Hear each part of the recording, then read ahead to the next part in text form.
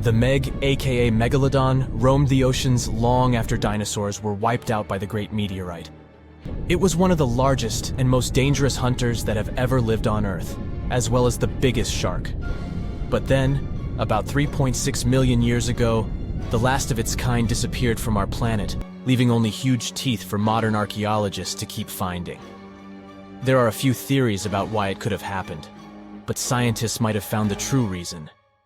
The Megalodon, which means big tooth, was the largest shark ever to exist. It reportedly lived around 20 to 3.6 million years ago and was truly enormous. Its bite was more powerful than that of a T-Rex, and likely any other powerful predator that has ever roamed this planet. It's probably not surprising, since this marine creature had extremely strong jaws that could span from 9 to 10 feet wide. That's enough to swallow two grown-up people side by side. The jaws were also lined with 276 teeth, and they reached 7 inches in length. That's as long as a small hedgehog. Once these teeth got worn down, the shark got rid of them and grew new ones. Such large sedated teeth helped the Meg to eat meat easily. The shark itself could grow up to 59 feet long. That's twice the length of a London double-decker bus. The animal was also pretty heavy. While a fully grown T-Rex weighed about 8 tons, the weight of a large Megalodon could be more than 30 tons. With no competitors, the enormous shark was the real king of the oceans. It hunted other sharks, large fish, and even whales. Then why did such a magnificent creature disappear from the face of the earth? The previous theories mentioned the great white shark. The Megalodon is usually described as some gigantic version of this marine animal. And this is a common mistake made because most people think these creatures were related. But in reality, the Meg looked more like a modern bull shark. Its snout was snout, its lower jaw was rather flat, and long and massive pectoral fins supported the animal's weight. But what's more important, the ancestors of today's great whites existed at the same time as the Megalodon. Now, with great size comes great clumsiness. And although the Meg was huge and powerful, it was also not as nimble as smaller and quicker great white sharks. Great whites could have rivaled a Megalodon for food, and were often more successful hunters thanks to their agility. They couldn't fight the Meg openly, but were fast enough to steal its food. So according to this theory, the only food left for the Megalodon were whales and equally big marine animals. Grown-up Megs could easily catch such beasts, but their offspring were much smaller and more vulnerable than their parents. Could smaller sharks have used this to their advantage? Maybe while megasharks were still little, they became a meal for great whites, as well as bull and tiger sharks. Even at those times, a great white shark could reach the length of 20 feet, while a Megalodon kid was definitely smaller. But even if there had been no open confrontation between young Megalodons and smaller grown-up sharks, Meg kids wouldn't have been able to find food for themselves to grow to adulthood. The reason is the same. The population of other sharks was growing, and they were rivaling each other and the Meg for convenient food. The more great whites and other sharks appeared in the oceans, the less food remained for young monster sharks. Eventually, they probably starved. But it's just one of the theories that try to explain why the Meg went extinct, and here's another one. A new study has shown that the Meg was most likely a warm-blooded predator able to regulate its body temperature, and that might have been the reason why this species disappeared with time. Scientists analyzed isotopes of the tooth enamel of the Megalodon and concluded that the animal could easily maintain a body temperature that was around 13 degrees F warmer than the temperature of the surrounding water. Such a temperature difference is much greater than what other sharks living at the same time as the Meg had, and it's large enough for the ancient predator to be classified as warm-blooded. These days, most fish are cold-blooded. Their body temperature is the same as the surrounding water, but some sharks, like mackerel sharks, keep the temperature of all parts of their bodies a bit warmer than the surrounding water. But it doesn't make them completely warm-blooded because they simply store heat generated by their muscles. And in mammals, body temperature is regulated by a special region of the brain called the hypothalamus. Anyway, the Meg's warmer body allowed the animal to move faster, deal with cold water better, and spread out all over the world. But eventually, it might have led to a disaster. The Megalodon lived during the Pliocene epoch, pronunciation. It began approximately 5.3 million years ago and finished 2.5 million years ago. During that period, global cooling occurred. It also caused the changes in sea level, which the Megalodon probably didn't survive. The main problem for the predator was to maintain an energy level allowing its body temperature to remain elevated. But to do it, the animal had to eat a lot, and I mean it. But it was a challenging task in a time of changing marine ecosystems and while competing with newcomers, such as the great white shark. If this theory is true, then the amount of energy the Meg had to use to remain warm could have contributed to its extinction. This new information is very important to us. It shows that many marine predators in modern oceans might be experiencing the effects of ongoing climate change too. By the way, have you heard that there have been several cases when people were sure they had seen the Meg? Or at least some similar extremely large monsters. And these sightings happened relatively recently. For example, in July 1916, the New Jersey coast of the US was terrified by a series of shark attacks. They happened during an oppressive heat wave when hundreds of beachgoers tried to find shelter from the heat near the water. People described the culprit that had caused all that havoc as a giant shark, much bigger than any regular one. Since then, scientists have been debating which shark species was involved in those accidents. The most popular guesses have been the bull shark and the great white. A picture of a huge shark roaming the Pacific Ocean not far from Guadalupe Island appeared in 1999. The creature was nicknamed Deep Blue. It could be distinguished from others by a wavy pattern separating its gray back and white belly. But even though some people claimed it could be the infamous Megalodon, experts came to the conclusion it was a female white shark, the largest ever seen. The average length of a male white shark is 11 to 13 feet. Females are bigger, up to 15 or 16 feet, but Deep Blue reached more than 20 feet in length. No wonder people were confused. For the last time, Deep Blue was spotted in 2013 near the western coast of Mexico's Baja California. But look, there's another jumbo shark, and you can meet it in any part of the world. The largest specimens can reach 40 feet long and weigh about 5 or even 6 tons. Could it be, if not the Megalodon itself, but one of its relatives? Again, a wrong guess. That's the basking shark. This animal prefers subpolar seas, with temperatures not higher than 58 degrees F. Even though some of these animals do migrate to warmer places. Like whale sharks, basking sharks are harmless and don't attack snorkelers or divers. These creatures have loads of small teeth, but they don't use them when feeding. Instead, they swim with their huge mouths open and swallow plankton. A grown-up basking shark can filter nearly 2,000 tons of water per hour.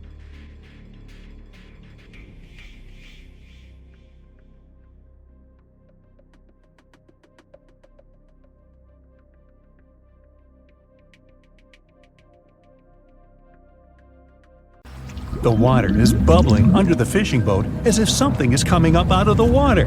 It gets closer and closer. The water seems to boil. Suddenly, you see giant jaws and glistening teeth. Seconds later, a huge shark jumps out of the water and crushes the boat in one bite. It was the Megalodon, the largest fish that ever existed on Earth. Now, we pictured the Megalodon as this, an enlarged version of the white shark for a long time. But scientists continue to argue about its appearance. So far, they agree that the image of this giant shark was wrong. Here's the data that scientists are sure of. Size, about 50 feet long. That's as big as a school bus and comparable to the length of a subway car. 8.5 times the height of an average person. Let's compare it to the modern white shark. The Megalodon is 3 times bigger, but that's just a rough estimate. We don't have a fully preserved skeleton of the Megalodon. That's because it didn't have any bones, but cartilage. Not much of that left in the 3.6 million years since the Megalodons went extinct. All that survived were teeth and a few vertebrae. By comparison, dinosaurs went extinct about 66 million years ago. But their solid bones are perfectly preserved, and we have many different examples of their skeletons. Scientists have calculated the size of a Megalodon based on its teeth and jaw. Now, this is one tooth. It's about 7 inches long, bigger than the palm of your hand, and 3 times the size of a modern white shark's teeth. The Megalodon jaw was 6 feet wide and chalked up 5 rows of teeth, a total of 276 razor-sharp chompers. The other preserved remains are the vertebral column. It consists of 150 vertebrae, each 6 inches wide. They contain much calcium because, well, Megalodon love fresh cold milk. Nah, It's because the vertebrae had to withstand the enormous mass of a giant shark. Based on those fossils, scientists created a model and calculated only the approximate size of the Megalodon. But it could hardly have been any bigger. It's all about breathing. The bigger the fish, the more oxygen it needs, which means a larger gill area. That's the organ that filters the water and collects oxygen. If the Megalodon were any larger, it would have trouble breathing. So, scientists believe that 50 feet is the maximum size of an individual. On average, they were a few feet smaller. Now, let's talk weight. On average, one Megalodon weighed about 30 to 35 tons. By comparison, a white shark weighs 1 ton, which is 30 times less. Hey, trust me. A school bus is 4 times lighter at 7.5 tons. The weight of a Megalodon can be compared to an empty Boeing 737. But the modern blue whale beats the Megalodon in size and weight. 98 feet long versus 50, almost twice as long. Blue whale's weight is about 180 tons. That's like 6 Megalodons or 6 passenger planes, or like 33 adult elephants. Hey, don't you love the comparisons? Now, about the appearance of the Megalodon. Scientists believe it didn't look like a white shark.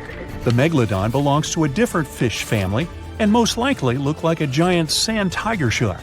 Flattened snout, small eyes. Its dorsal fin is moved backwards. The sand shark has 2 dorsal fins about the same size.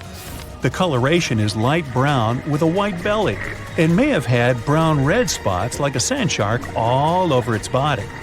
We used to think of the Megalodon as something scary from the first finds of its fossils. That was back in the Renaissance era. People found some teeth in the rocks. At first, these teeth were thought to be the tongues of dragons or snakes. And here's the first drawing of what the owner of these teeth supposedly looked like. A massive snout with a scary nose and a bunch of razor-sharp teeth. We also have the evidence that Megalodons were brutal hunters, kings of the food chain. The first combat tool in their arsenal was the battering ram. The Megalodon was a slow swimmer, though. It could only accelerate up to 11 miles per hour. In comparison, the modern white shark can reach 35 miles per hour in a dash for its meal. The fastest human swimmer could only go 6 miles per hour. Well, good luck with that. But the Megalodon had incredible mass. Though slow, its battering ram had tremendous power. The Megalodon would take its prey by surprise. It had only one chance to hit it. If it missed, it would take too long for a second round. The maneuverability of the Megalodon was comparable to a large truck. But if the ram was successful, the prey was stunned and couldn't move. At this point, the Megalodon aimed at vulnerable spots, like the fins and tail of the prey. Scientists have found many ancient whale remains with Megalodon tooth marks. It turned out that the giant shark knew where its prey's vital organs were located and could strike at them. When the prey was immobilized, the Megalodon bared its teeth. An adult person could easily fit into its open jaw at full height. And according to various estimates, the bite force of the Megalodon was almost 11 tons. Now imagine the weight of 3 SUVs concentrated at the tip of a sharp tooth. That's 9 times the power of the largest white shark bite, and 6 times the power of the modern record holder for biting, the saltwater crocodile. Here, look at a map of where the remains of the Megalodon were found. South and North America, Europe, Asia, Australia. It was the master of all seas and was comfortable anywhere on our planet. We've even found some remains of the giant shark in freshwater sediments. Perhaps it wasn't afraid to enter rivers to hunt. Now, other scientists say that maybe the Megalodon wasn't even a predator, all because of its size. It couldn't swim fast. It couldn't even make short dashes like the white shark. If prey tried to escape, the Megalodon didn't rush into pursuit because it could never catch up with it. Another problem is the skeleton of the Megalodon. The cartilage is weaker than the bones, so the musculature of the giant shark was not as massive and robust in the first place. The Megalodon may even have been a scavenger and never got into fights. This is one of the reasons why ancient sharks became extinct. Megalodons like shallow, warm waters, with temperatures ranging from 53 degrees Fahrenheit. But over 3 million years ago, the climate turned colder. This deprived the Megalodons of territories and plenty of food. The primitive whales that had been the main diet of the giant sharks began to disappear. Faster predators took the remnants of food. The Megalodon started to starve. In evolution, a new player entered the field, the toothed whales, ancestors of the modern killer whales. They lived in packs and had bigger brains than the Megalodon. So, over time, they started to compete with the Megalodon. They took advantage of its clumsiness. A group of killer whales could easily win a competition against a giant shark. Many scientists believe this was the reason for the disappearance of the largest shark in the world. But there are theories that the Megalodon is still alive and roaming the dark waters of our planet. Several Australian fishers have allegedly encountered a shark of incredible size, but no one can confirm these testimonies. Fans of this theory believe that giant sharks can hide in deep waters away from human eyes. In the Mariana Trench, for example, it's the deepest place on our planet. It's deeper than if you stuck Mount Everest in the water, and we've even found the teeth of a megalodon there. But science says that such a giant shark couldn't live in the Mariana Trench for many reasons. One, it's too cold. The megalodon was probably a cold-blooded fish, so it had to use the warmth of its environment to survive. But the water in the Mariana Trench is cold, about 40 degrees Fahrenheit. That's because the deeper down, the less sunlight gets in there. The second reason is pressure. Every 30 feet deep increases the pressure by 1 atmosphere. That is, at the depth of 100 feet, the water presses you 3 times harder than you would feel it at the surface. The weak muscles and cartilage of the megalodon wouldn't allow it to dive too deep into the Mariana Trench. And, most importantly, food. The farther from the ocean's surface, the fewer living organisms. Megalodons used to eat primitive whales, ranging from 10 to 20 feet. Small fish only inhabit the Mariana Trench. A megalodon would never be able to catch one. And, judging by its size, all the megalodon did was eat and then look for food again. Compare its weight to that of a human. The average human should get about 2,000 calories a day with an average weight of about 180 pounds. The megalodon weighed 470 times that and needed many more calories. So, even all the fish inhabiting the Mariana Trench could hardly feed a megalodon for even a few days. So, all these theories, of course, are not true. But still, it's just smart to be careful out there. Know what I mean? The Megalodon was the biggest shark to ever live. Not only that, it's one of the biggest fish and the largest predator in Earth's history. They've been known to reach lengths of up to a whopping 70 feet. That's over 3 times longer than the biggest great white shark on record. The females have also been found to be around twice the size of the males. The Megalodon could swallow a small car without it even touching its teeth, if cars had been around then. Its teeth could grow to over 7 inches long. It looks like we're going to need a bigger boat, and best make it steel-plated, as this shark can easily gnaw its way through ships. The underwater terror could bite a ship clean in half, with the highest bite force ever calculated for any animal, living or extinct. The force of its ferocious bite was up to 40,000 pounds. That's around 108,000 times the strength of a human's and 10 times the force of a modern crocodile's bite. Its chomp is so strong that it makes the T-Rex's bite look about as powerful as my granny's after she's taken her dentures out. In fact, the Meg was so big and powerful that it had no natural predators. It was the uncrowned king of the seas, swimming freely from ocean to ocean. This cosmopolitan creature was found all over the world, from America to Europe and Australia to Japan, assuming there were countries back then. Meg fossils have been found on every continent except Antarctica. Everybody skips Antarctica. Science tells us that the Megalodon went extinct over 3.6 million years ago. But could they still be alive at the deepest depths of the ocean? Only around 80% of the ocean has been explored, and its deepest point, the Mariana Trench, is over 7 miles down. So who knows what's lurking at the bottom?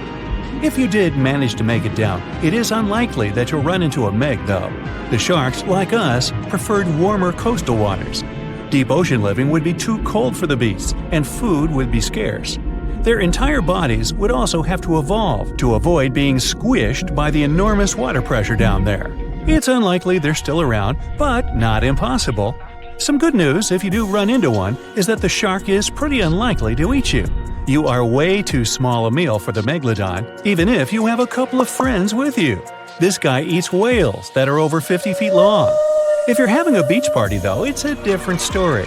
In a beach full of swimmers, the shark very well might creep up, scooping several humans into its giant mouth without even chewing. But wait, let's rewind. How does the shark take down a 50-foot whale?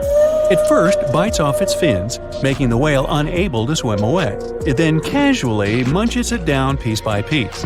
Because of their size, sharks had to consume over a ton of food every single day just to sustain themselves, like me. All that food made the Megalodon extremely heavy. They range from anywhere between 50 to over 100 tons.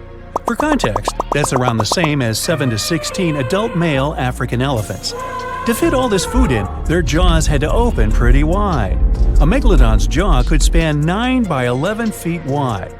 That's easily big enough to swallow 2 adult humans side by side. The fearsome name Megalodon comes from 2 Greek words, mega meaning big and odont meaning tooth. So combined, they mean what? Big tooth. And it certainly lives up to its name. Just one of its chompers is the same size as a human head. It had 276 humongous teeth in total across 5 terrifying rows. In all of history, only a couple of saber-toothed cats and the T-Rex had consistently bigger teeth. Now that's a showdown I'd like to watch. The Megalodon vanished millions of years ago, leaving only huge teeth to be found by modern archaeologists. They literally disappeared with very few traces left. Scientists believe that over time, sea levels dropped and the ocean temperatures went down rapidly. Over a third of all marine life was wiped out as the oceans cooled, and a number of animals at the bottom of the food chain plummeted. This had a catastrophic effect on the hungry predators at the top. Sorry guys. It became way too cold for these sun-loving sharks too, which made it difficult for them to reproduce since they gave birth in warm waters. The Megalodon is usually described as a sort of giant great white shark, but this is just a common myth. In fact, the ancestors of today's great white existed at the same time as the Meg. But they weren't best buddies, and were even in competition with each other. The great white shark was a better hunter, using its smaller size and agility to snap up the Meg's prey quickly. They were also known to eat Meg pups, who were only half their size. This didn't help the whole extinction thing. Even infant Megalodons were huge, coming in at just under 7 feet. While a great white was no match for an adult Meg in a head-to-head fight, they sure weren't scared of stealing their food. This only left the bigger fish and whales for the Meg, but its food supplies began to run out as the whales swam to the cooler new seas. The whales adapted to prefer the colder temperatures, leaving our friend the Meg behind. The Megalodons either starved or were frozen into extinction by the Ice Age. Rather than a great white, the Megalodon is more like a modern bull shark. It had a short snout, flat lower jaw, and huge pectoral fins to support its massive weight and size.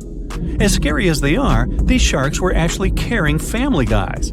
Several Megalodon nursery areas have been discovered in Florida, Maryland, and Panama. They gave birth to their young in shallow water environments. We know this from discovering loads of tiny Megalodon teeth found in these areas. Gee, I wonder if they had nannies too.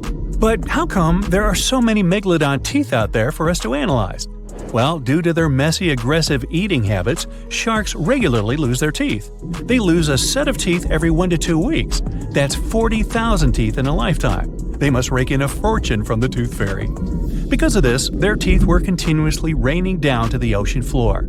Luckily for us, they're also the hardest part of a shark's skeleton, which is why so many teeth have survived and become fossilized. It's fair to say that the first discoveries of the Meg's teeth confused people. Early discoverers thought the Meg's teeth were petrified tongues of ancient serpent creatures. They even used to call them tongue stones. It's also a common myth that the Megalodon was around at the same time as the dinosaurs, although this would have been pretty cool. The dinosaurs were wiped out around 66 million years ago, but the Megalodons came much later. The oldest Meg fossil is only around 23 million years old, but it's tricky to pinpoint the exact date. After all, calendars weren't invented yet. They became extinct way before humans even evolved. The earliest Homo sapiens, which is a fancy name for the first humans, emerged about 2.5 million years ago. But what if the Megalodon shark didn't go extinct? Whale populations have dropped drastically since these guys were last around, so there'd be way fewer whales for them to chomp down on. Whales have also gotten a lot smarter and learned new defensive moves, making them way harder to take down. It's estimated that they ate around 12 tons of food each day. If they were still around and eating that much, they'd be forced to eat smaller fish, and there'd be barely enough big fish for us humans to survive on. The naughty megalodons would also be able to track fishing boats and steal the fish that they worked hard to collect. It's safe to say we'd see a lot less fish in the aisles of your neighborhood supermarket. As our ocean temperatures are heating up again, the sharks would also thrive and reproduce faster than ever. There'd be more and more of these giant eating machines in the water, reducing our fish supply even more. It would also cause massive problems for cargo ships and cruising vessels.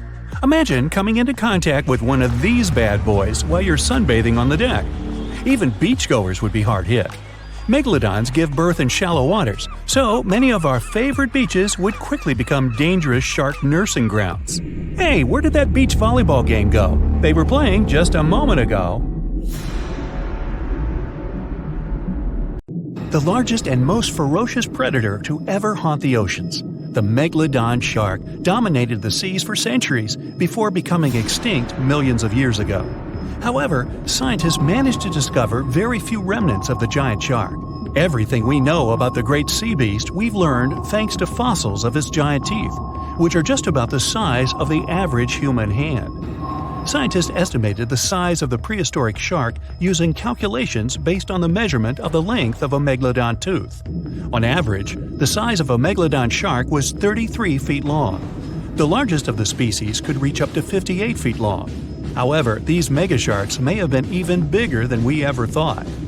At the Florida Museum of Natural History, a group of students examined 3D printed replicas of megalodon teeth to calculate the shark's size using the tooth length method. But something was off. Each student calculated a different size for the same shark, with their estimates ranging from 40 feet to 180 feet. A lead paleontologist took a look at the students' equations. He realized that the method they used to calculate megalodon sizes for decades isn't that accurate at all.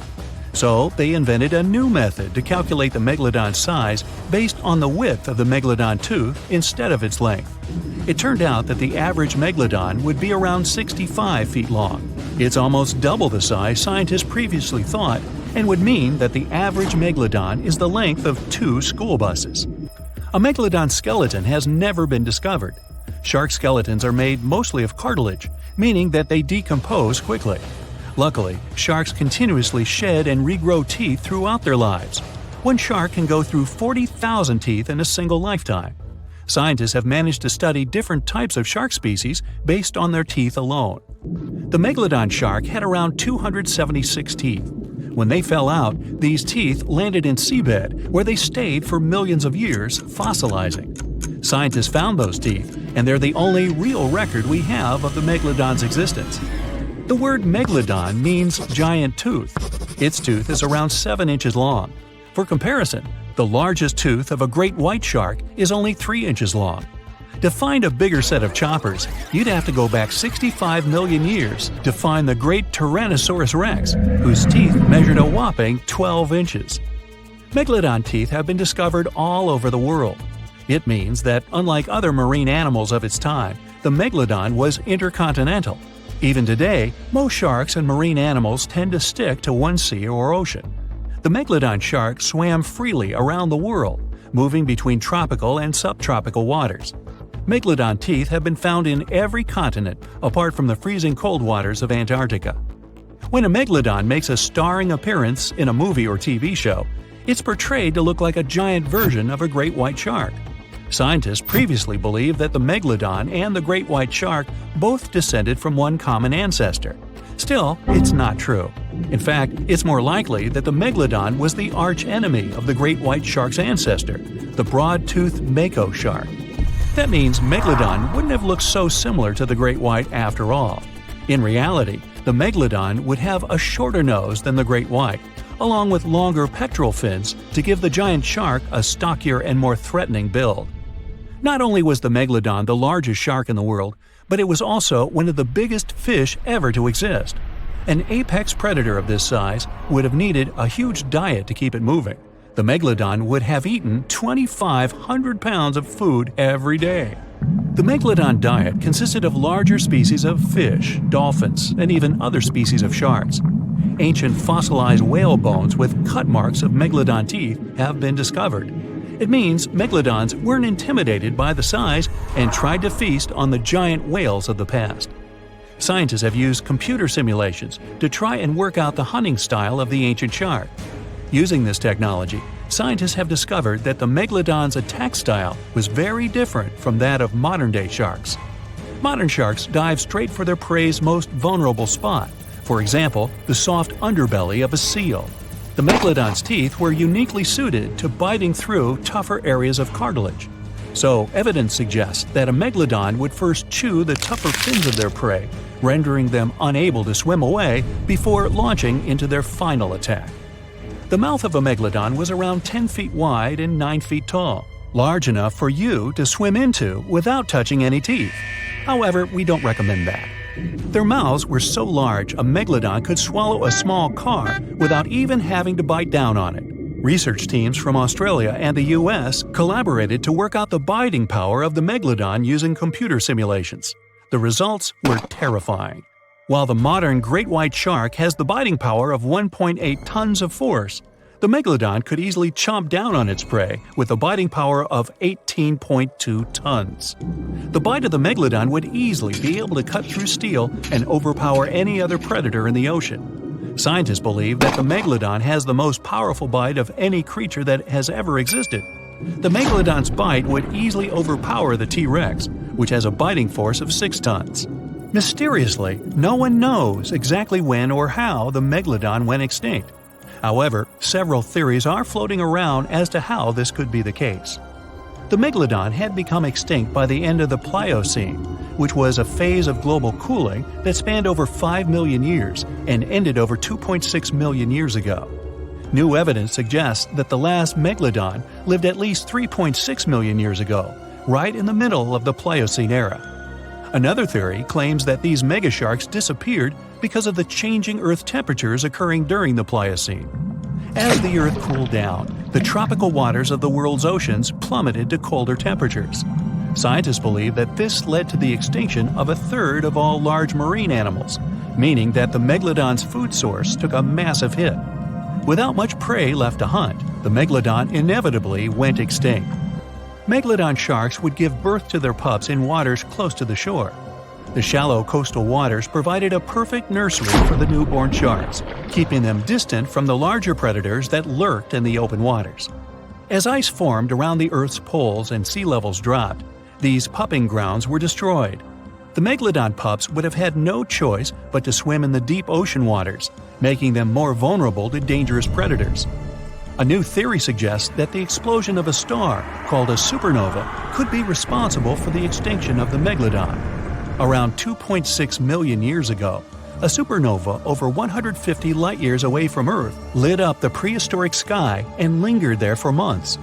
A few hundred years after the supernova had faded, particles of cosmic energy from the star explosion plummeted to Earth. The energy particles carried dangerous amounts of radiation.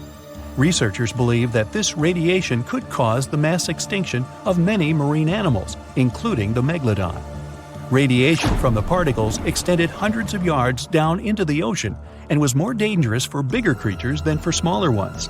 The bigger the creature is, the more radiation they would absorb. The 60-foot-long Megalodon was large enough to absorb great amounts of radiation. Some people believe that the Megalodon is still alive today, lurking at the depths of the ocean waters. But it's unlikely to be true. Megalodons are a warm water species, which means they would be unable to survive in the cold waters of the deep ocean.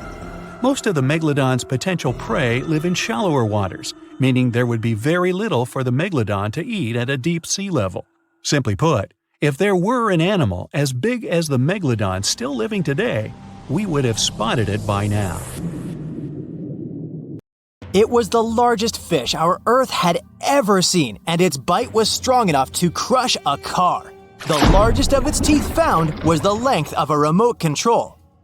It consumed about 2,500 pounds of food a day. That's like 3,300 cans of tuna for you. The earliest Megalodon fossils are from about 20 million years ago, but you won't see its skeleton, and that's because the mighty Meg had no bones. A skeleton made from bones gives most animals their body shape and strength. Sharks, though, come from the same subclass as rays, skates, and sawfish and have cartilage instead of bones. Cartilage is a tissue that is softer and more flexible than bones, but it's still tough enough to shape the body and protect the internal organs.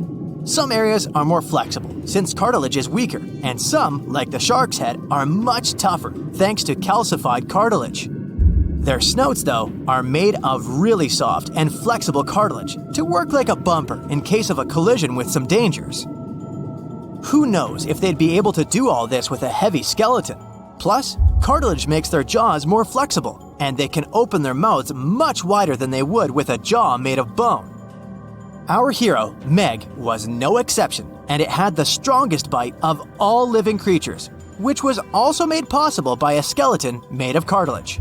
Sharks take full advantage of their cartilage. It helps them swim and turn fast while hunting. One drawback of this type of skeleton is that it was really tricky for scientists to establish the shape and size of Meg. Normally, they would do it using fossilized bone skeletons or their parts. With Meg, they had to guess based on the teeth they found and comparisons with living relatives. A more recent 3D computer model was based partially on scans of a preserved spine discovered in the 1860s. The model showed that Meg was bigger, faster, and even hungrier than scientists had previously thought. Looks like an average Megalodon was 52 feet long. That's slightly bigger than the height of the Hollywood sign and weighed 10 times as heavy as an elephant. There were also much bigger creatures. Scientists still aren't sure how the Megalodon got this size. The fact that there were bigger and smaller Megs probably has to do with a little something called Bergmann's rule. It says that the temperature of the surrounding environment affects the animal's body size because they either need to conserve or shed heat. The Megalodons that reached cooler waters probably needed more body weight to make sure they survived in low temperatures. Those living in warmer waters had to be smaller to avoid burning up. If the researchers were correct in their calculations, it also means that Meg reached a cruising speed of over 3 miles per hour, which is much faster than other sharks. The still-living great white shark can cover a distance of nearly 7,000 miles without stopping, which is 9/10 as long as the diameter of Earth. It looks like the Megalodon could have gone much further. Megalodons managed to survive on our planet for nearly 70 times longer than humans have. They were roaming the oceans for around 20 million years, and you could see them pretty much anywhere except near the poles. Scientists discovered the most northern fossils off the coast of Denmark and the most southern in New Zealand. The reason why there were no Megalodon teeth found in Antarctica is most likely that these adapted to only warm tropical and subtropical waters. The younger ones like to keep to the shores, while full-grown adults preferred coastal areas, but they could easily move into the open ocean as well. When our planet went through a period of global cooling and drying, and the seas began to freeze around 3.6 million years ago, there was less and less room for Meg to thrive. Much of their prey, like smaller whales, seals, and sea turtles, disappeared or relocated to waters that were too cold for our hero. And at the same time, the number of its natural competitors, like smaller predatory sharks, like the great white shark, and whales, increased. This shifting food chain dynamics could have been even more dangerous for the Meg than the cold ocean water. You're used to seeing them on the big screen as heartless monsters, but these huge sharks were actually loving and caring family guys. Scientists discovered several Megalodon nursery areas in Florida, Maryland, Panama, and off the coast of Spain. It looks like they gave birth to their young in shallow water environments. Then, little Megs would stay there with adults protecting and raising them until they were ready to fight off predators. The mighty Meg had 276 teeth in 5 rows in its mouth. Similar to other sharks, it was fast in replacing its worn-out or lost teeth. With 4 or 5 rows of teeth in its mouth, it basically acted like a conveyor belt, able to grow back damaged or missing teeth. This means that an adult Megalodon probably would have grown several thousand teeth throughout its lifetime. Although the great white shark is often mentioned as Meg's closest relative, they'd hardly be distant cousins. The ancestors of today's great white existed at the same time as the Meg, but they weren't best friends and even rivaled each other. The great white shark wouldn't win in a head-to-head fight with a Meg, but it was a better hunter using its smaller size and agility to snap up the giant's prey quickly. This only left the bigger fish and whales for the Meg, but its food supplies began to run out as the whales swam to the cooler new seas. Rather than a great white, the Megalodon is more like a modern bull shark. It had a short snout, a flat lower jaw, and huge pectoral fins to support its massive weight and size. We also speak of Meg as an extinct giant, but can we be 100% sure it isn't hiding somewhere as we speak? After all, we've only explored 5% of our oceans altogether. The Mariana Trench is the deepest oceanic trench on Earth, and you could dip the whole of Mount Everest in its deepest part, and over a mile of it would still be above the surface. If a Megalodon or two needed a place to hide, that would be the perfect spot. It wouldn't be the coziest place to live, though, with its cold water and total darkness. Plus, the pressure there is 1,000 times stronger than at sea level. So, if a Meg really were hiding down there, it would have serious issues with its teeth, because calcium would dissolve under that pressure. To survive here, it would also need to learn to navigate in complete darkness. That means it would have either become bioluminescent or evolve to grow massive eyes like the giant squid.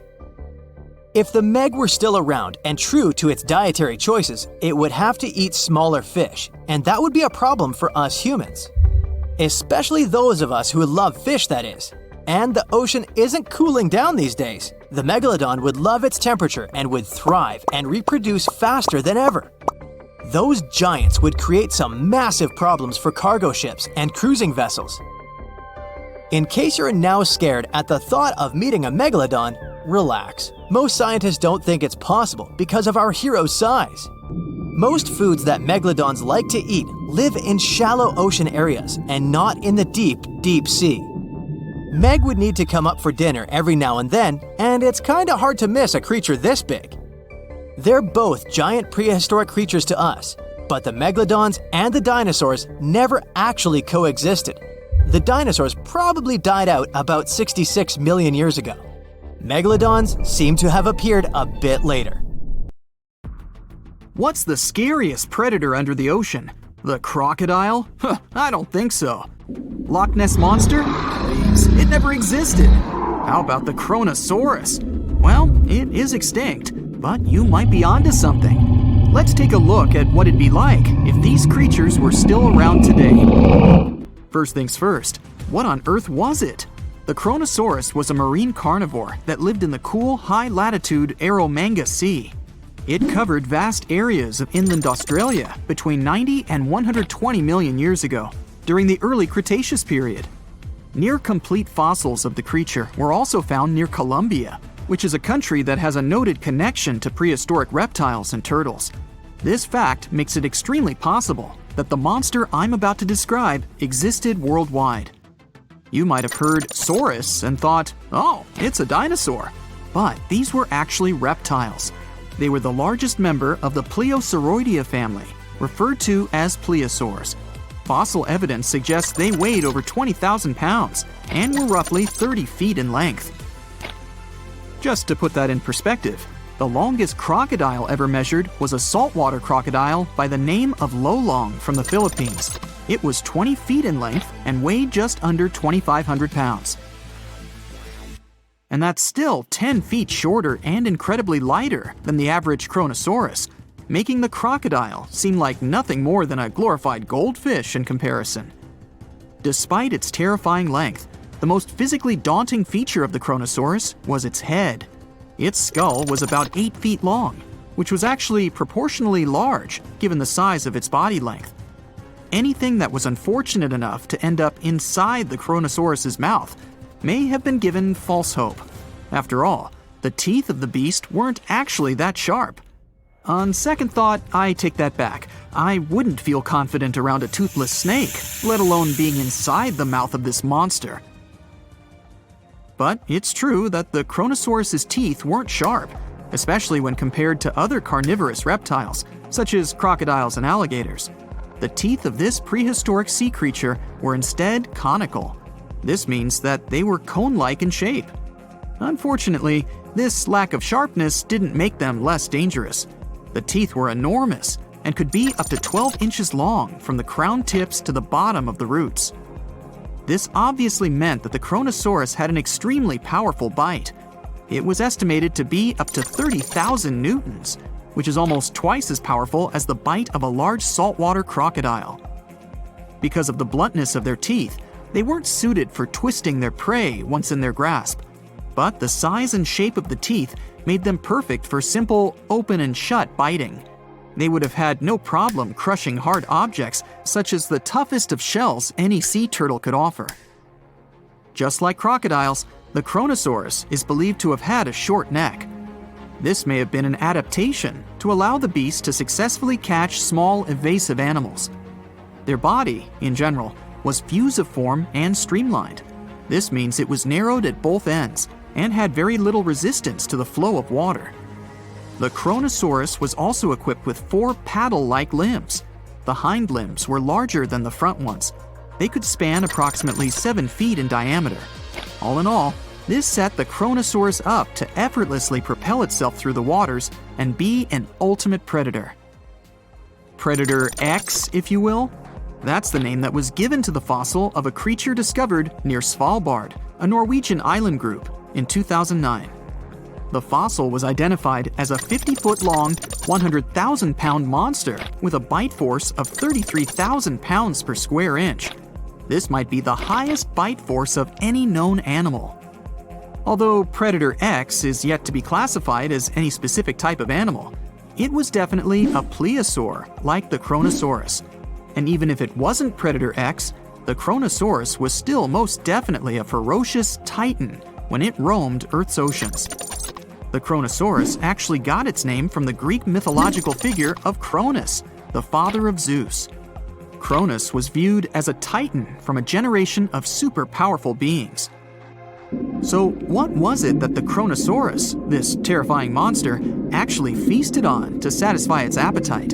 This creature was known to eat sea turtles, squid, and other larger marine reptiles of that time, such as elasmosaurids and ichthyosaurs. This suggests that if crocodiles existed in the realms of the Kronosaurus, they too might have turned into lunch for the beast. There's evidence from the fossil remains of the Kronosaurus that suggests that they also feasted on sharks, which I know is a disappointment to those of you who view that beast as the king of the ocean. Not when the Kronosaurus was around, my friend.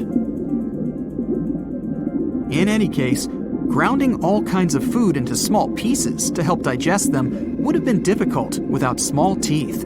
This explains the presence of rounded stones found in many of the remains of these sea creatures. Researchers believe these stones may have been swallowed to control buoyancy or to help process food. It's also entirely possible they were accidentally swallowed while feeding on other animals from the seafloor. As if the Kronosaurus even needed to be a meanie with its already existing power and size, there's also evidence to suggest that it indeed might have been. It turns out that after using all its impressive attributes to catch its dinner, the Kronosaurus first liked to play with its food, like a cat does with a mouse. I guess since the hunt was so easy for them, they needed to get their fun from somewhere else. Well, I think now you should have a good idea about these creatures. So let's ask ourselves what it would be like if they were still around today. And by the way, why aren't they? Well, the Kronosaurus was completely finished off by the same KT meteor that took out the dinosaurs 66 million years ago. But even before this catastrophic event, they were coming under increased pressure from an even bigger and more vicious family of carnivorous marine reptiles known as mosasaurs. You can't always be a top dog, I guess, or rather, top marine reptile. But what if this never happened, and they were still roaming Earth? Well, this might be obvious, but can you imagine what kind of impact that would have on sea tourism? Based on the impact that famous movies about sharks and killer whales had, what do you think the presence of a Kronosaurus in the ocean would do to beaches? The very creature that would eat sharks and whales for breakfast. Beaches would certainly become a great place to go for a quiet walk, because nobody else would even be there. And what about such activities as boating, surfing, and scuba diving? You think anyone would dare try them, knowing that this 30-foot beast could be lurking beneath them? Let's give humans some credit and assume most of them wouldn't. This would cripple the global sea tourism industry, which is responsible for earning roughly $143 billion every year. Just to make sure this shocking point hits home, the most expensive yacht to ever roam the ocean was called the History Supreme. Its master bedroom was believed to have a statue made of T-Rex's bone and a wall made of meteorite rocks, as well as a 24-karat gold panoramic wall aquarium. Anyway, this yacht was worth nearly $5 billion, meaning you could buy 38 of them with the money lost and potential damages to sea tourism caused by the Kronosaurus.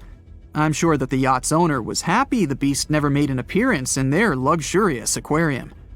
So luxurious, in fact, that some people believe the History Supreme, reportedly owned by some business genius from Malaysia, never even existed.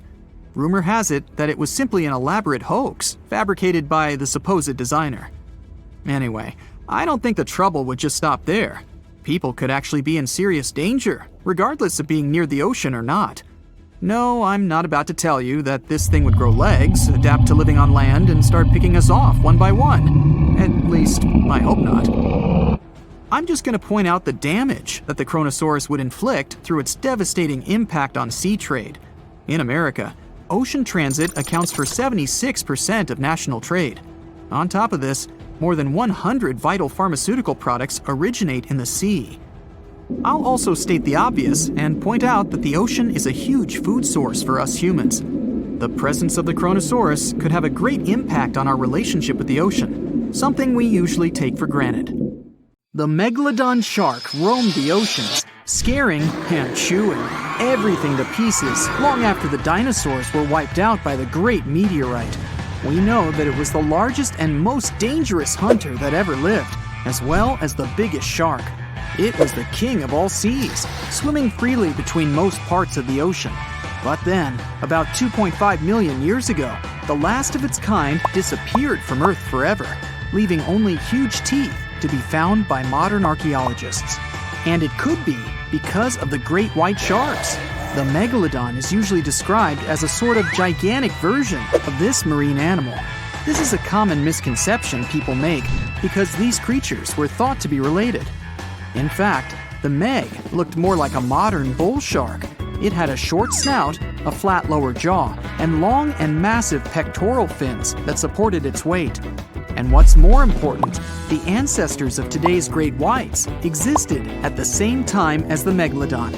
But with great size comes great clumsiness. Although the Meg was huge and powerful, it was also not as nimble as the smaller and quicker great white sharks. Researchers believe that great whites actually rivaled with the Megalodon for food and were often more successful hunters thanks to their agility. They couldn't fight the Meg openly, but were fast enough to steal its food. So, the only food left for the Megalodon were whales and equally big marine animals. Adult Megs could easily catch such beasts, but their offspring were much smaller and more vulnerable than their parents. Scientists believe other sharks could have used this to their advantage. While the Megalodon was still little, it often became a meal for great whites, bull, and tiger sharks. Even then, a great white shark could be almost 20 feet long, while a Megalodon pup was typically twice as small. A pretty easy meal for a great white. But even if there had been no open confrontation between young Megalodons and smaller adult sharks, Meg pups wouldn't have been able to find food for themselves to grow to adulthood. The population of other sharks was growing, and they were rivaling with each other and the Megs for food. The more great whites and other sharks there were, the less food remained for the young monster sharks. Eventually, they would have simply starved. As if this wasn't enough for the Megalodon to cease to exist, their favorite big munch, the whales, began to adapt to changing conditions on Earth. The Meg was a warmth-loving shark, and it was abundant in tropical and subtropical waters. When they first evolved, about 20 million years ago, the climate on the planet was much milder, both land and seas were generally warmer, and so the Meg could swim and eat wherever it pleased. As years went by, the climate went on changing though. It became extremely cold closer to the poles, and lots of marine animals and fish had to adapt to this temperature shift. But the Megalodon didn't cope as well. It still loved warm waters, so it stayed where it felt comfortable, even if that area was shrinking. What it didn't realize was that whales were among those who became okay with the cold. The big marine mammals went further north, and Meg was left without a supper. The Megalodon was the biggest shark to ever live. Not only that, it's one of the biggest fish and the largest predator in Earth's history.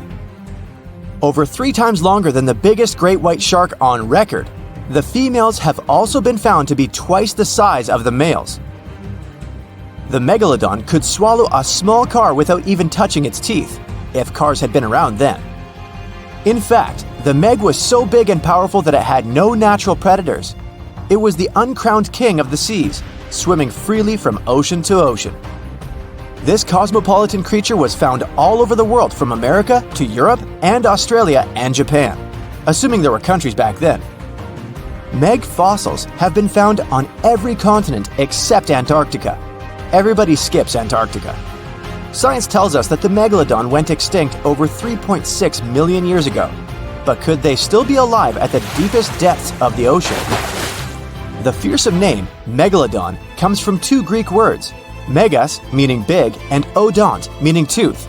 Combined, they mean big tooth, and it certainly lived up to its name.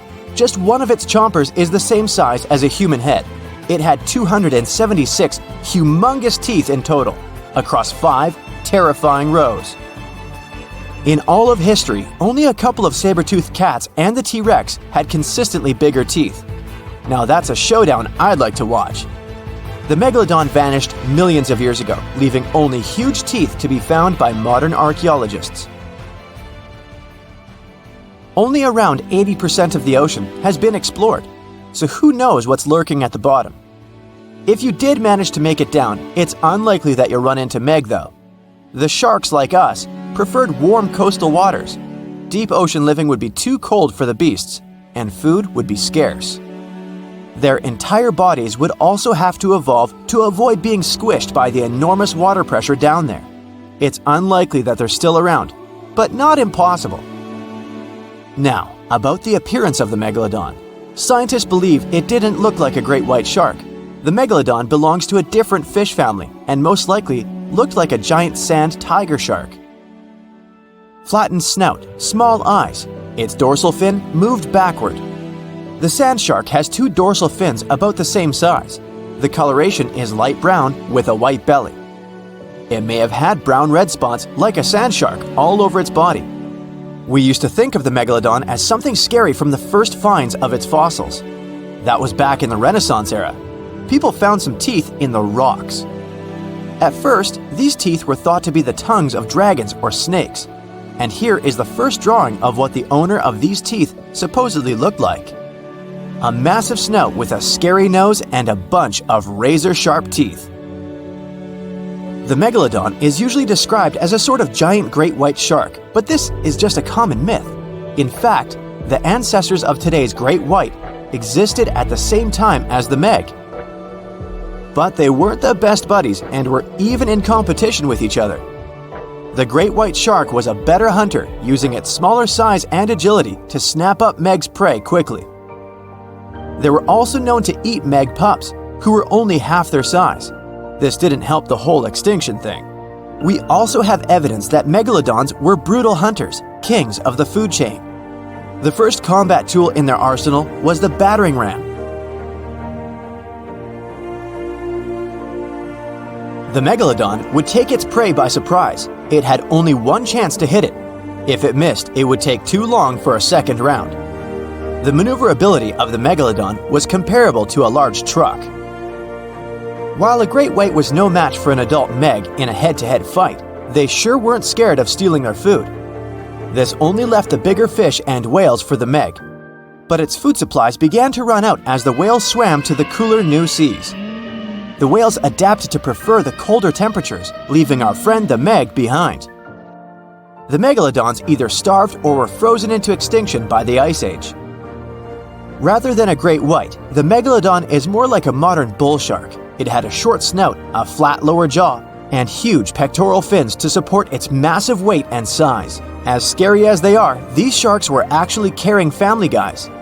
Several megalodon nursery areas have been discovered in Florida, Maryland, and Panama. They gave birth to their young in shallow water environments. We know this from discovering loads of tiny megalodon teeth found in these areas. I wonder if they had nannies too. But how come there are so many megalodon teeth out there for us to analyze? Due to their messy, aggressive eating habits, sharks regularly lose their teeth. They lose a set of teeth every 1 to 2 weeks. That's 40,000 teeth in a lifetime. They must rake in a fortune from the tooth fairy. Because of this, their teeth were continually raining down to the ocean floor. Luckily for us, they're also the hardest part of the shark skeleton, which is why so many teeth have survived and become fossilized. It's fair to say the first discoveries of the Meg's teeth confused people. Early discoverers thought that the Meg's teeth were petrified tongues of ancient serpent creatures. They even used to call them tongue stones. It's also a common myth that the megalodon was around at the same time as the dinosaurs, although this would have been pretty cool. The dinosaurs were wiped out around 66 million years ago, but the megalodons came much later. The oldest Meg fossil is only around 23 million years old, but it's tricky to pinpoint the exact date. After all, calendars weren't invented yet. They became extinct way before humans even evolved.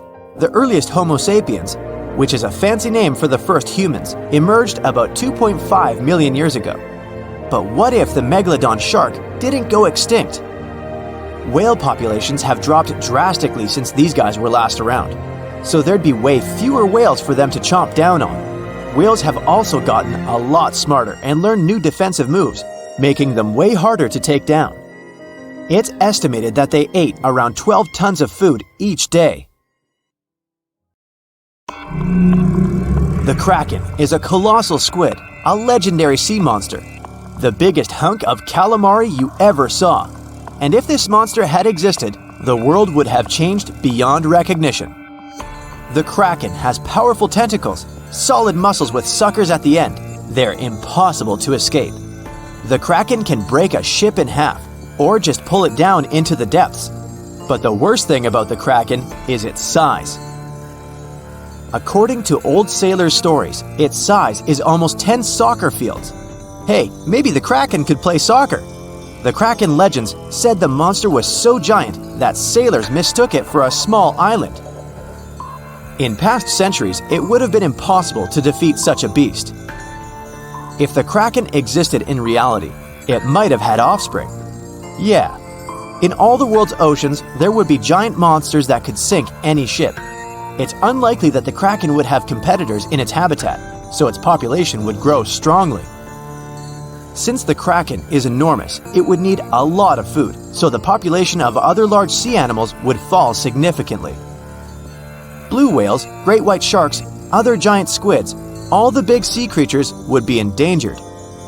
The Kraken belongs to the cephalopod genus. This species includes squid and octopus, some of the most intelligent creatures on the planet. The Kraken is a skilled hunter and will never fight in the open. Colossal squids live in deep waters and they have the largest eyes among all animals. The squid's eye is the size of a dinner plate. Thanks to this, they can see their prey from far away. Similarly, a Kraken would spot the ship much sooner than sonar could pick up the Kraken. It would always have the drop on you. Well, that's not good. In 1857, a squid beak was discovered on the coast of Denmark. Other huge squid remains were found in the Bahamas, and then scientists were convinced that gigantic squids existed. While colossal squid have been officially discovered since then, it's been more than 100 years and we still don't know what the max size they can grow to. The fact is, colossal squids are one of the most elusive creatures on Earth. They live in the depths of the ocean where it's challenging for scientists to reach. Any dive to a greater depth requires powerful, bulky equipment. Underwater bathyscaphs and cameras make a lot of noise and light, which squids notice from afar. They flee before we can see them. It's difficult to say if these huge squids were the size of a small island, but the truth is, we've only studied about 5% of the ocean. It may be that in its depths, monsters much more terrible than the kraken swim.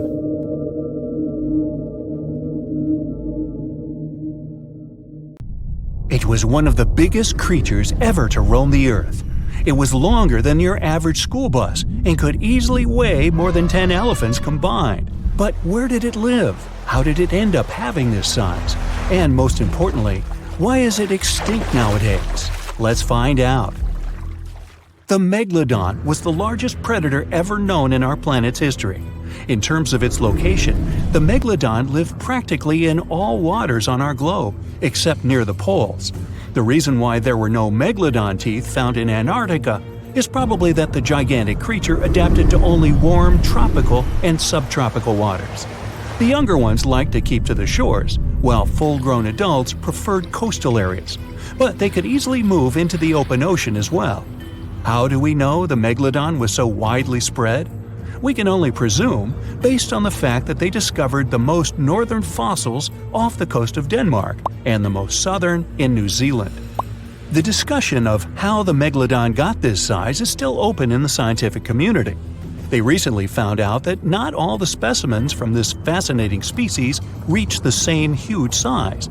This has to do with a little something called the Bergmann's Rule, which says that the temperature of the surrounding environment affects the animal's body size because they either need to conserve or shed heat. The megalodons that reach cooler waters probably needed more body weight to make sure they survived in low temperatures. On the contrary, those living in warmer waters had to be smaller to avoid burning up. But what did this enormous fish look like? Most modern depictions show the megalodon resembling an enormous great white shark. But well, it seems it may not necessarily be correct. The megalodon likely had a much shorter nose and a flatter jaw that looked almost squashed when compared with a great white shark. It also seems to have something in common with the modern blue shark: extra-long pectoral fins. They needed these to support their weight and size while navigating the planet's waters.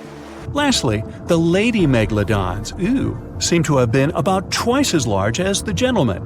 As for their offspring, even a small megalodon was enormous, at least 6.5 feet from nose to tail.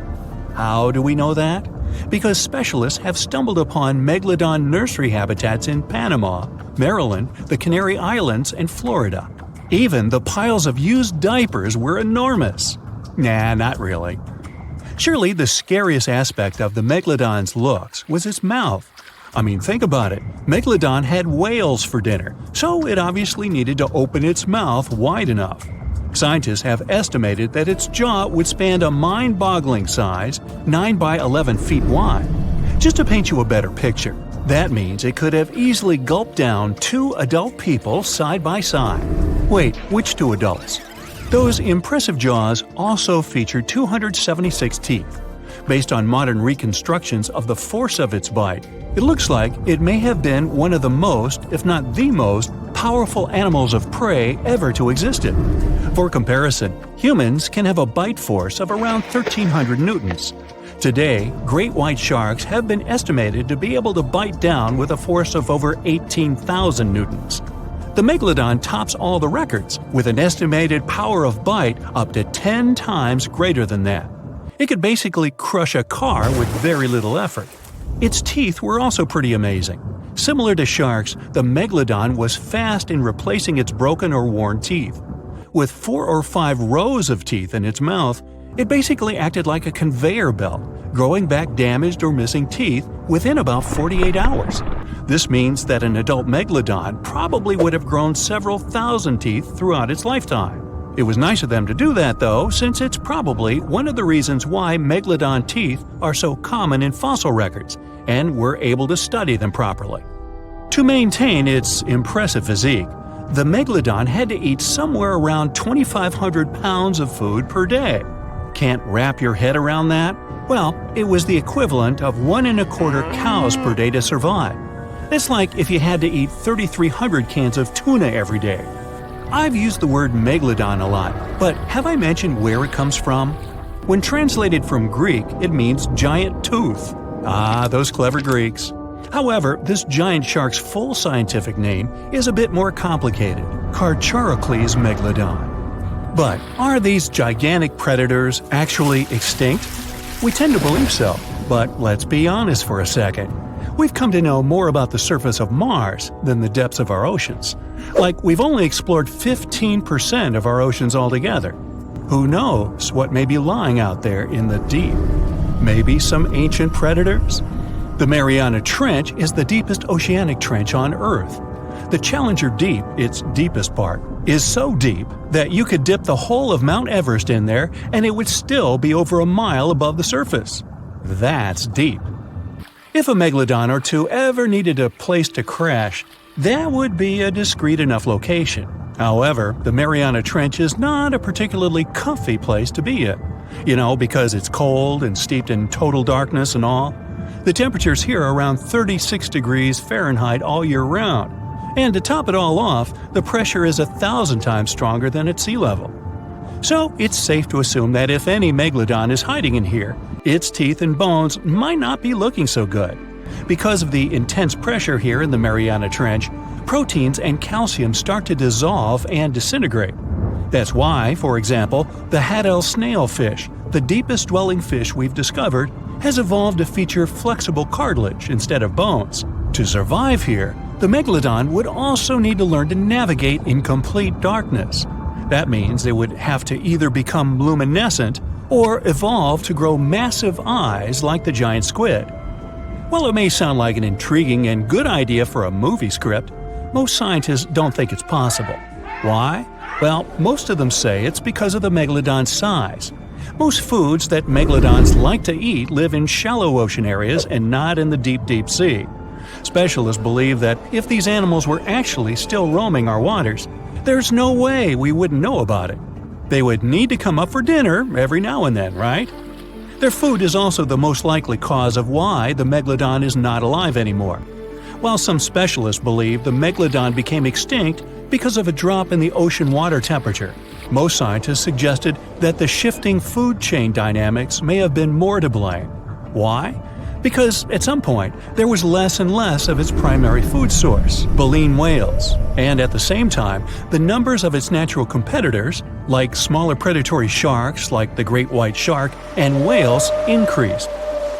The megalodon did live on this planet a lot more than we did, and way back when we didn't even exist yet.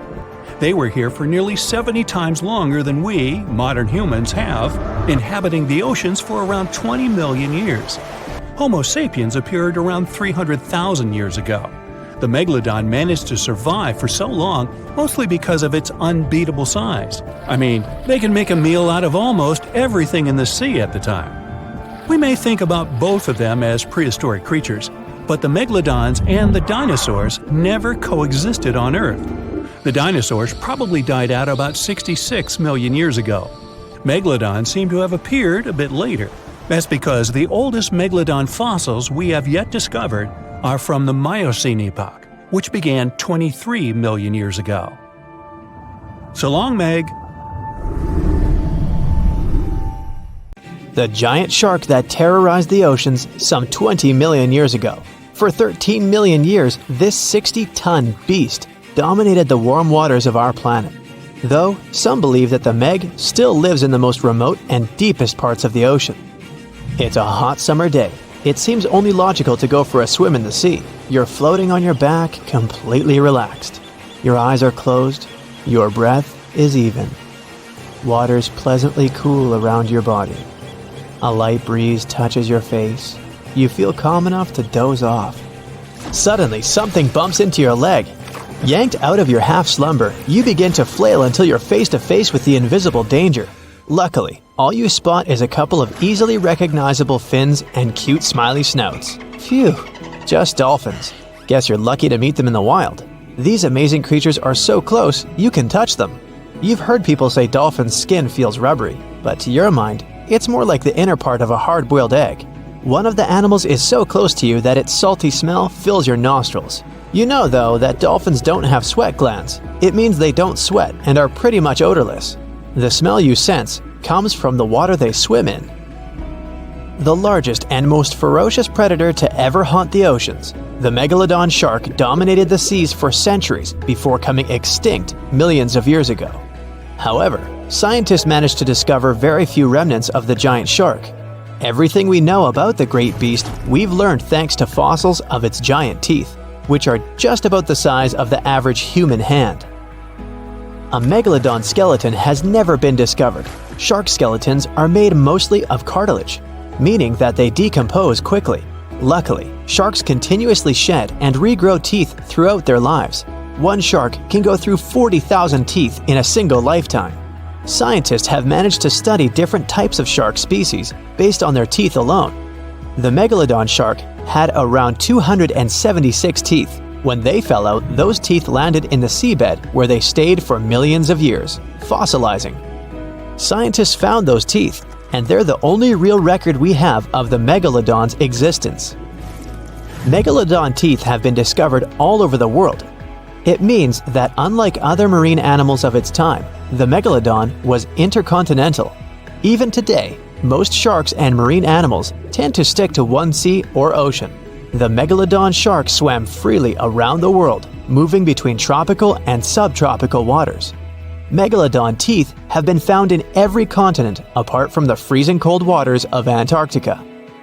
When a megalodon makes a starring appearance in a movie or TV show, it's portrayed to look like a giant version of a great white shark. Scientists previously believed that the megalodon and the great white shark both descended from one common ancestor. Still, it's not true. In fact, it's more likely that the megalodon was the arch-enemy of the great white shark's ancestor, the broad-toothed mako shark. That means Megalodon wouldn't have looked so similar to the great white after all. In reality, the Megalodon would have a shorter nose than the great white, along with longer pectoral fins to give the giant shark a stockier and more threatening build. They both had an excellent sense of smell though, so even in prehistoric times, it wasn't a good idea to go swimming with a chunk of raw meat in hand. And it certainly isn't safe now. Whether the Meg's hiding somewhere in the depths, which some still believe is true, or it's gone forever, younger cousins will still be there waiting. Also, both of them like to go after big marine mammals, so they would certainly have things to do together. That is, until the Meg got moody and accidentally ate its friend. You never know. These guys had a different hunting style. Great whites prefer to dive straight towards their prey and find its softest spot, like exposed legs or underbelly. Sometimes, an entire tooth would be found embedded in a bone of some bigger animal, such as a whale. Without the main parts they use for swimming, poor sea animals were then helpless and unable to escape. Yet whales were just a smaller part of Megalodon's diet. Seals, sea cows, squids, dolphins, other sharks. The good old Meg probably wouldn't say no to some random school of smaller fish swimming into its mouth either. Nothing better than a good snack after a big tasty dinner. Even those giant turtles weren't safe with their thick shells. The Meg probably took them as a dare challenge on a daily basis. Scientists have used computer simulations to try and work out the hunting style of the ancient shark. Using this technology, scientists have discovered that the Megalodon's attack style was very different from that of modern-day sharks. Modern sharks dive straight for their prey's most vulnerable spot, for example, the soft underbelly of a seal. The Megalodon's teeth were uniquely suited to biting through tougher areas of cartilage. So, evidence suggests that a Megalodon would first chew the tougher fins of their prey, rendering them unable to swim away before launching into their final attack. Some people believe that the Megalodon is still alive today, lurking at the depths of the ocean's waters. But it's unlikely to be true. Megalodons are a warm water species, which means they would be unable to survive in the cold waters of the deep ocean. Most of the Megalodon's potential prey live in shallower waters, meaning there would be very little for the Megalodon to eat at deep sea level. Simply put, if there was an animal as big as the Megalodon still living today, we would have spotted it by now. It is unlikely that you'll run into a Meg though. The sharks, like us, preferred warm coastal waters. Deep ocean living would be too cold for the beasts, and food would be scarce. Their entire bodies would also have to evolve to avoid being squished by the enormous water pressure down there. It's unlikely they're still around, but not impossible. Some good news if you do run into one is that the shark is pretty unlikely to eat you. You are way too small a meal for the Megalodon. even if you have a couple of friends with you. This guy eats whales that are over 50 feet long. If you're having a beach party though, it's a different story. In a beach full of swimmers, the shark very well might creep up, scooping several humans into its giant mouth without even chewing. The fearsome name Megalodon comes from two Greek words, megas, meaning big, and odont, meaning tooth. Combined, they mean big tooth, and it certainly lives up to its name. Just one of its chompers is the same size as a human head. It had 276 humongous teeth in total, across 5 terrifying rows. In all of history, only a couple of saber-toothed cats and the T-Rex had consistently bigger teeth. Now that's a showdown I'd like to watch. The Megalodon vanished millions of years ago, leaving only huge teeth to be found by modern archaeologists. They literally disappeared with very few traces left. Scientists believe that over time, deep sea levels dropped and the ocean's temperature went down rapidly. Over a third of all marine life was wiped out as the oceans cooled and the number of animals at the bottom of the food chain plummeted. This had a catastrophic effect on the hungry predators at the top. Sorry guys. It became way too cold for these sun-loving sharks too, which made it difficult for them to reproduce since they gave birth in warm waters. The Megalodon is usually described as a sort of great white shark, but this is just a common myth. In fact, the ancestors of today's great white existed at the same time as the Meg, but they weren't best buddies and were even in competition with each other. The great white shark was a better hunter using its smaller size and agility to snap up the Meg's prey quickly. They were also known to eat Meg pups, who were only half their size. This didn't exactly help the whole extinction thing. While a great white was no match for an adult Meg in a head-to-head fight, they sure weren't scared of stealing their food. This only left the bigger fish and whales for the Meg, but its food supplies began to run out as whales swam to the cooler new seas. The whales adapted to prefer the colder temperatures, leaving our friend the Meg behind. The Megalodons either starved or were frozen into extinction by the Ice Age. Rather than a great white, the Megalodon is more like a modern bull shark. It had a short snout, a flat lower jaw, and huge pectoral fins to support its massive weight and size. As scary as they are, these sharks were actually caring family guys. Several Megalodon nursery areas have been discovered in Florida, Maryland, and Panama. They gave birth to their young in shallow water environments. We know this from discovering loads of tiny Megalodon teeth found in these areas. I wonder if they had nannies too. Within the ocean waters, somewhere in the southern hemisphere, a ghostly black shadow looms deep down in the depths. Suspiciously swimming far below, the Megalodon is hunting for its next meal. With the appearance of a great white shark, but 3 times the size of the largest ever recorded, its intimidating design has evolved over millions of years, creating the ultimate natural predator. For millions of years, the intimidating evolutionary traits have gone unchecked and unopposed. With its keen senses, it detects its prey within 3 miles. As it swims below, it's been following an unsuspecting sea turtle that's slowly paddling above on a long voyage. The Megalodon stalks the turtle, ensuring it makes its move toward the turtle at the right moment, swimming upward at 11 miles per hour, intending to immobilize the turtle by ramming it. As it approaches, the Megalodon's adept senses notice something else lurking nearby. Pausing its pursuit of the turtle, it adjusts and turns to face another, much larger object. The Megalodon may be the largest marine predator to have ever lived on Earth, rightfully feared by all creatures within these waters, but not today. There is a newcomer to these parts, one that has a similar reputation and matches the Megalodon in ferocity. This unknown creature intends to contest these hunting grounds. The challenger is the Leviathan. As the sea turtle takes this opportunity to swim away as fast as it's able, these 2 apex predators size each other up from a distance, preparing to establish who will reign as the supreme king of the sea. The Megalodon dominated the ocean sometime between 3 to 23 million years ago, spreading to all corners of the globe, within seas surrounding Europe, Africa, the Americas, and Australia. Its focus is mainly on offshore areas where prey would be prominent. Hunting sea turtles, whales, seals, dolphins, and other sharks, its range was long, traveling between coastal and oceanic waters throughout different stages of its life cycle. Given that the territory they cover grows with each year they live and the wide range of prey available to them, the megalodon's size can reach up to 67 feet in length. Armed with thick and robust teeth made for grabbing their prey and biting through bone, they have a 41,000-pound bite force, which is almost 4 times stronger than that of a T-Rex. Their tactics include ambushing their prey from below while ramming them into submission.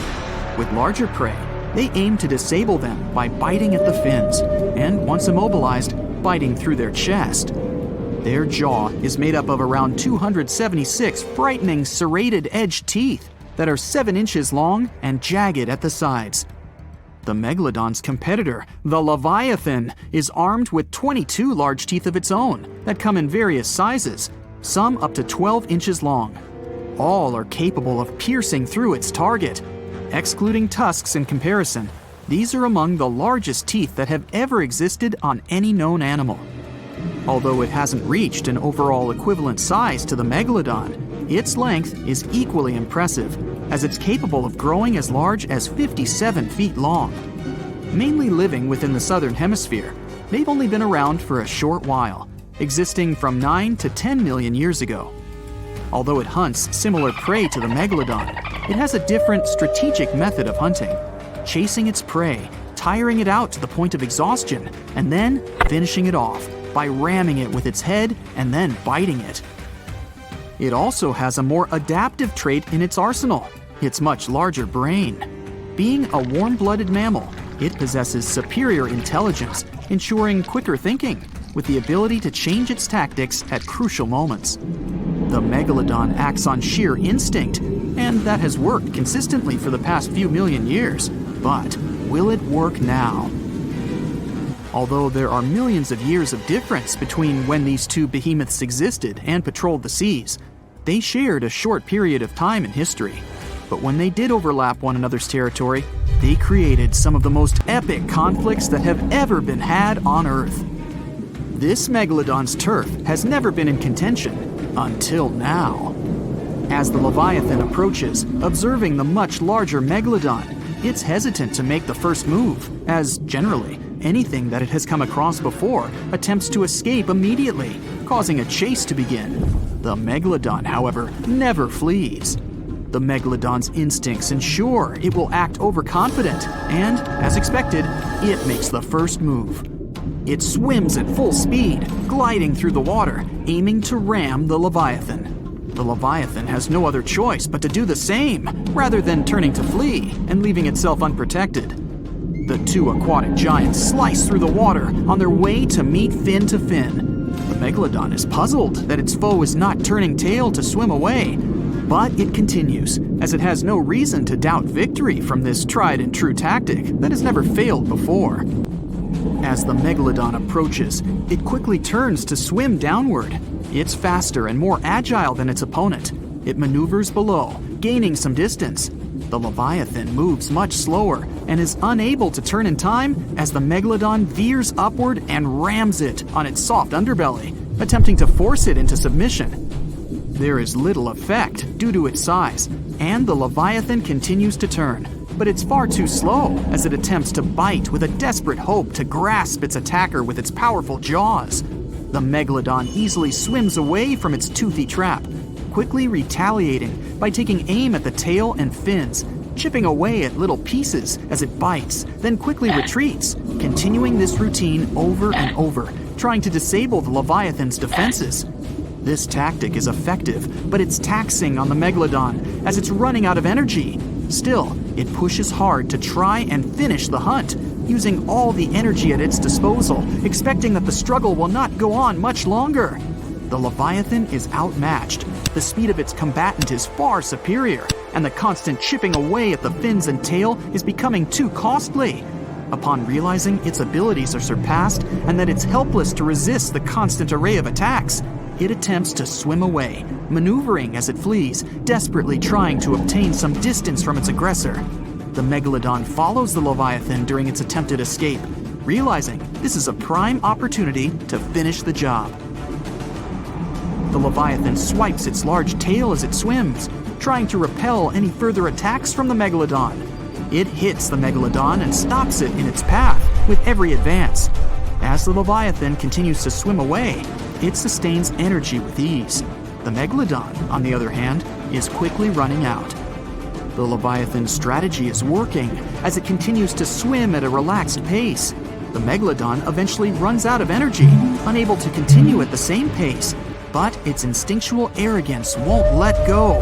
In its evolution, it has never really needed to develop the ability to flee. There has never been a reason for it. Over millions of years, it's never been outmatched, but that is all changing now. As they press on, it's clear that this is a contest between a marathon swimmer and a sprinter. The Leviathan continues to conserve its energy wisely, while the Megalodon, starved of energy, continues to pursue, becoming slower with every flick of its tail, to the point that it's unable to maintain the chase. Upon realizing its foe is exhausted, the Leviathan turns toward the Megalodon. Now, with dominant speed and maneuverability, it spreads its massive jaws, grasping the Megalodon's spine, ending the struggle and ensuring its victory. The challenger, the Leviathan, is a novice in comparison to the ancient Megalodon, but thanks to evolution, it ensured its eventual victory. This guaranteed its reign as the top predator, and arguably the greatest predator to have existed on Earth. Unfortunately, it would only be a short reign. No, there wouldn't be a larger or more superior foe to take the mantle. The world would begin to change. The Earth would soon go through a cooling trend, which would cause the main prey of the Leviathan to go extinct. And without a food source to sustain this hulking beast, it was unable to continue. But this led to other similar predatory animals taking its place. The killer whale, sharing similar characteristics, eventually replaced its predecessor. The Megalodon would then retake the mantle by default due to the absence of its victor.